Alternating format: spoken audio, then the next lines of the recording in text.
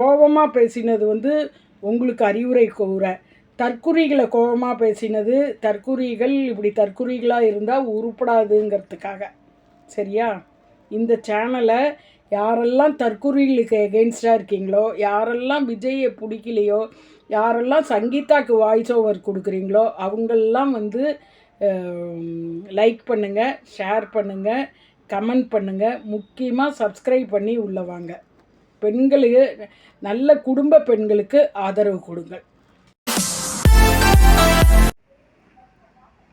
டேய் விஜய், என்னடா இத்தனை நாள் தம்பி விஜயின்னு இருந்தேன், விஜய் என்னான்னு மற்றவங்க கூப்பிட்ற மாதிரி சொன்னேன்.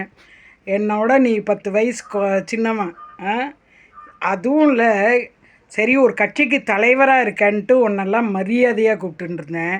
இருந்தாலும் உன்னை பற்றி பிடிக்காம தான் போட்டிருந்தேன். நீலாம் வந்து டைரெக்டாலாம் முதலமைச்சராக வர முடியாதுன்னு பிடிக்காம தான் சொல்லிகிட்டு இருந்தேன். இப்போ உன் ஒழுக்கக்கேடு ஆறுது அப்படின்னு கேட்கும்போது டாய் விஜய் அப்படின்னு கூப்பிடலாம் உன்னை. சின்ன குழந்தை ஒரு வீட்டில் விஜய்க்கு ஓட்டு போடுங்க, விஜய்க்கு ஓட்டு போட சொல்லுமா, அம்மா அம்மா விஜய்க்கு ஓட்டு போட சொல்லுமான்னு சொன்னான்ட்டு பெருமையாக சொல்லிண்டியே. அந்த குழந்தையெல்லாம் சொன்னான்ட்டு பெருமையாக சொல்லிண்டியே. அந்த குழந்தையெல்லாம் தெரிஞ்சதுன்னா தூ விஜய்னு கூப்பிடுவோம் உன்னை. தூ தூ தூ விஜய்னு கூப்பிடுவோம். பரதேசி. வீட்டில் ஒரு குடும்ப பெண்ணு இருக்கா, அவளை விட்டுவிட்டு நீ வந்து அடுத்தவ கையை பிடிக்க பார்க்குற. இது உண்மையாக இருந்தால் இந்த திட்டெல்லாம் உனக்கு தாண்டா விஜய், உனக்கு தாண்டா விஜய் இந்த திட்டெல்லாம். ஒரு தமிழ்நாட்டு கல்ச்சரை, தமிழ்நாடே என் சொந்த வீடு அப்படின்னு.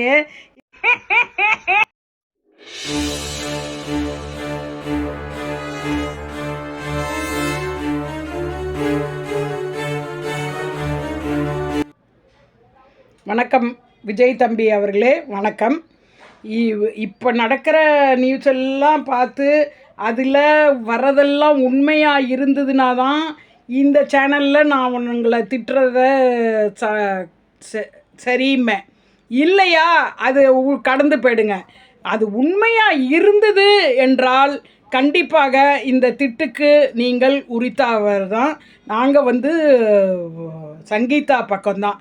தற்குறிங்க ஒவ்வொரு குடும்பத்துலேயும் இருக்கிற தற்குறிங்கள் எல்லாம் எனக்கு சீன ஆகுது. இப்போ என் குடும்பத்திலேயே இருக்கிற தற்குறியை பார்த்தா எனக்கு கேவலமாக தோணுது.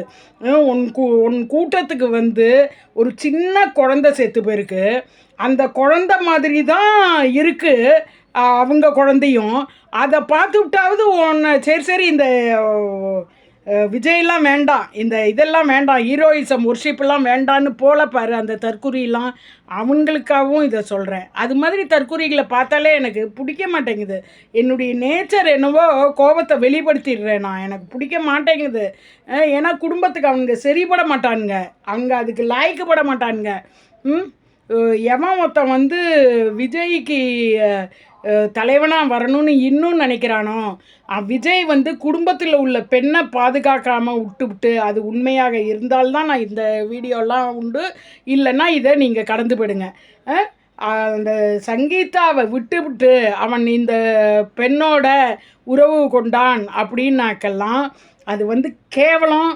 அவனை வந்து இந்த தமிழ்நாட்டுக்கு காட்டினா எத்தனை பெண்களுக்கு பாதுகாப்பு? எல்லாரும் செய்கிறத சரின்னு சொல்லிட்டு போயிட்டே இருப்பான். அப்புறம் பெண்களுக்கு பாதுகாப்பு இல்லை. இந்த பைத்தியக்கார பெண்கள் எல்லாம் இதுங்கெல்லாம் என்னத்தை சொல்கிறது?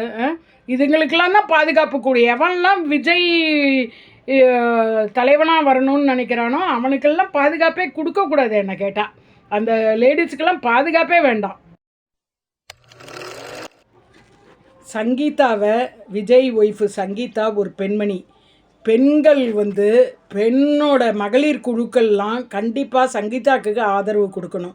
ஏன்னா தற்குறிகள்லாம் கண்டபடி சங்கீதாவை பேசுகிறார்கள். இப்போ இன்னொரு நடிகை விஜயோட தொடர்பு உள்ளவர்களை பற்றி ஒன்றுமே சொல்கிறதில்ல. இதெல்லாம் வந்து தற்குறிகள் கண்டபடி சங்கீதாவே பேசுகிறார்கள். இதற்காக சங்கீதாவுக்கு பெண் என்பதால் மக்கள் சக்தி சேனல் சங்கீதாவுக்கு ஆதரவு அளிக்கிறது. சங்கீதாவிற்கு என்ன சொல்கிறது, மகளிர் குழு பாதுகாக்க வேண்டும் என்று கோரிக்கை விடுகிறது. இதுவே நடக்கலை, இப்படி கிடையாது, இந்த வீடியோவை கடந்து விடுங்கள். ஆனால் இது உண்மை என்றால் விஜயை தமிழ்நாட்டிற்கு ஒரு எம்எல்ஏவாக கூட வர வைக்காதீங்க. எல்லாரும் அயோக்கியர்கள் தான் தமிழர்கள்லாம். இப்போ வந்து சொன்ன மாதிரி யாரும் ஸ்ரீராமர் இல்லை, தலைவர்கள் எல்லாம் ராமர்கள் இல்லை. இருந்தாலும் இப்படி ஒருத்தனை தெரியும் போது, அவன் ஒரு பெண்ணை கேவலப்படுத்திக்கிறான்னு தெரியும் பொழுது கண்டிப்பாக அவனை தலைவன் ஆக்காதீர்கள். அவன் குடும்பத்திலேயே அவன் 3 பேர், அம்மா ஓட்டு, ஒய்ஃபு ஓட்டு, பசங்க 2 பேர் ஓட்டு இல்லைனாக்கா அவன் குடும்பத்துக்கே லாய்க்கு இல்லாதவன், கருமம் முடித்தவன். தற்குறிகளா நீ எல்லாம் குடும்ப உறவினரே இல்லை, தற்குறிகளா. டேய் விஜய், என்னடா இத்தனை நாள் தம்பி விஜயின்னு இருந்தேன், விஜய் என்னான்னு மற்றவங்க கூப்பிட்ற மாதிரி சொன்னேன். என்னோட நீ 10 வயசு சின்னவன். அதுவும் இல்லை, சரி ஒரு கட்சிக்கு தலைவராக இருக்கேன்ட்டு உன்னெல்லாம் மரியாதையாக கூப்பிட்டுருந்தேன். இருந்தாலும் உன்னை பற்றி பிடிக்காம தான் போட்டிருந்தேன். நீலாம் வந்து டைரெக்டாலாம் முதலமைச்சராக வர முடியாதுன்னு பிடிக்காம தான் சொல்லிகிட்டு இருந்தேன். இப்போ உன் ஒழுக்கக்கேடு ஆறுது அப்படின்னு கேட்கும்போது டாய் விஜய் அப்படின்னு கூப்பிடலாம் உன்னை. சின்ன குழந்தை ஒரு வீட்டில் விஜய்க்கு ஓட்டு போடுங்க, விஜய்க்கு ஓட்டு போட சொல்லுமா, அம்மா அம்மா விஜய்க்கு ஓட்டு போட சொல்லுமான்னு சொன்னான்ட்டு பெருமையாக சொல்லிண்டியே. அந்த குழந்தையெல்லாம் தெரிஞ்சதுன்னா தூ விஜய்னு கூப்பிடுவோம் உன்னை. தூ தூ தூ விஜய்னு கூப்பிடுவோம். பரதேசி. வீட்டில் ஒரு குடும்ப பெண்ணு இருக்கா, அவளை விட்டுவிட்டு நீ வந்து அடுத்தவ கையை பிடிக்க பார்க்குற. இது உண்மையாக இருந்தால் இந்த திட்டம்லாம் உனக்கு தாண்டா விஜய், உனக்கு தாண்டா விஜய் இந்த திட்டம்லாம். ஒரு தமிழ்நாட்டு கல்ச்சரை, தமிழ்நாடே என் சொந்த வீடு அப்படின்னு இப்போ அந்த வீட்டெல்லாம் ஒதுக்கிட்டு நீ வரையா? அப்போ தமிழ்நாட்டு பெண்களுக்கெல்லாம் பாதுகாப்பே இல்லை. எல்லாம் ஒவ்வொரு வீட்லேயும் ஒவ்வொரு விஜய் இருக்கன்னா பொறுக்கி பையன் ஒவ்வொரு வீட்லேயும் ஒவ்வொரு பெண்களை பாதுகாப்பு இல்லாமல் பண்ணுவ போல இருக்கே. சங்கீதாவுக்கு பாதுகாப்புன்னு, சங்கீதா அவர்களுக்காக நான் குரல் கொடுக்குறேன். ஒரு பெண் உன்னை நம்பி லண்டன்லேருந்து ரசிகையாக பார்க்க வந்திருக்கா, அவ்வளோதான். அவள் உன்னை கல்யாணம் பண்ணிக்கிறேனே வரல, ரசிகையாக பார்க்க வந்திருக்கா. அவள் நல்ல துட்டுக்காரின்னு தெரிஞ்சுட்டு உங்கள் அப்பா,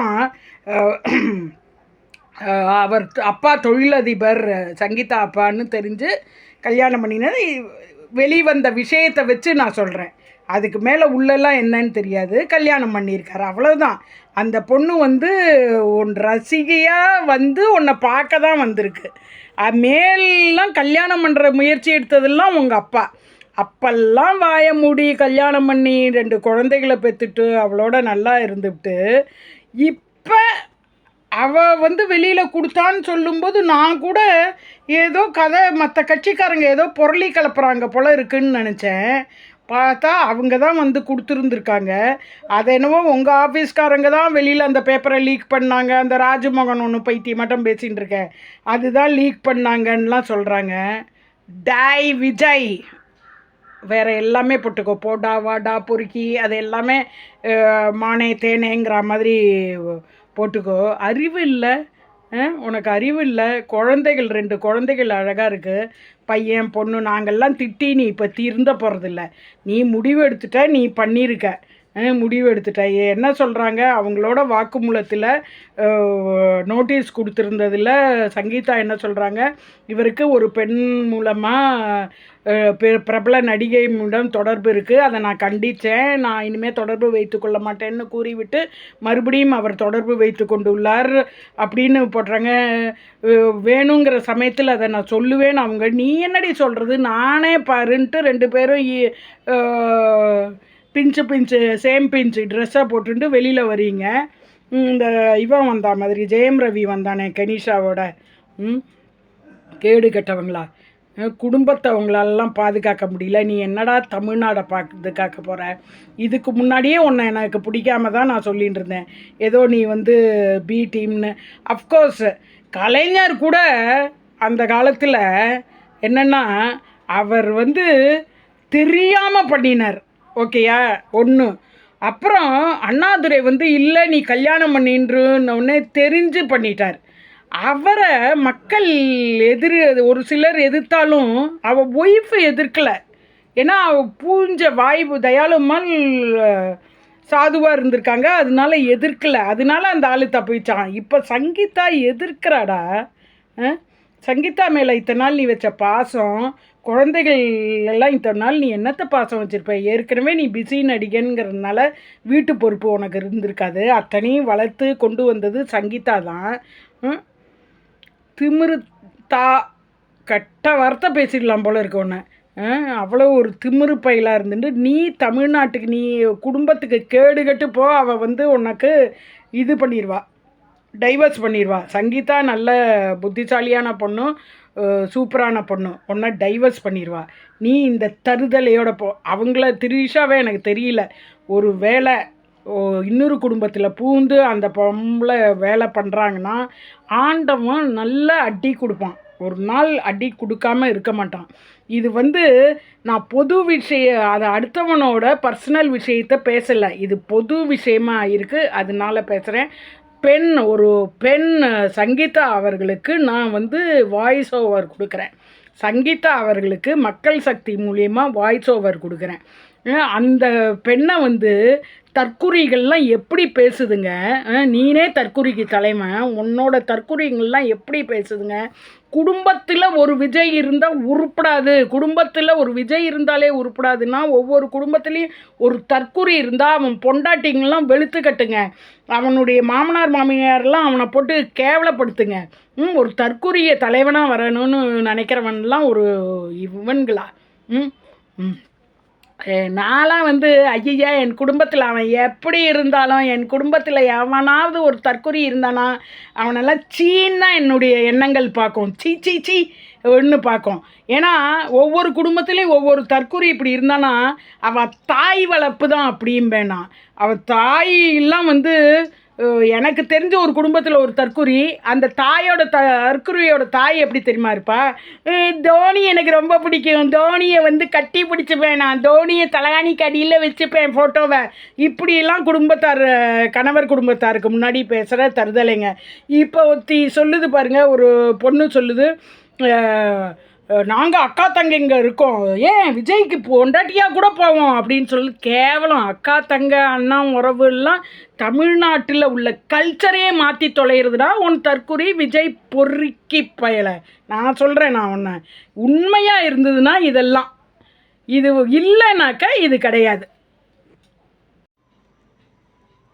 மன்னிக்கவும் விஜய், எனக்கு அவ்வளோ ஒரு கோபத்தில் நான் அப்படி திட்டி விட்டேன் உங்களை. ஆனால் அந்த திட்டு உங்களுக்கு கரெக்டு, உங்களுக்கும் தற்குறிகளுக்கும் அந்த திட்டு கரெக்டானது தான். தயவுசெய்து உங்கள் எண்ணத்தை மாற்றி ஒழுங்காக அரசியலும் தெரிந்து குடும்பத்துக்கும் அனுசரித்து ஒழுங்காக வாருங்கள். அரசியல் பண்ணணுன்னாக்க பேஸ்லேருந்து வாங்க, தப்பு இல்லை, நீங்கள் அரசியல் ஆசைப்படுறதில்ல தப்பு இல்லை. ஆனால் அடுத்தவரை இகழ்ந்து பேசி கண்டபடி பேசி குடும்பத்தை விட்டுட்டு இப்படி நீங்கள் வர்றது பிடிக்கவே இல்லை. எதிர்கால தமிழ்நாடு நல்லா இருக்காது. தற்குறிகள்லாம்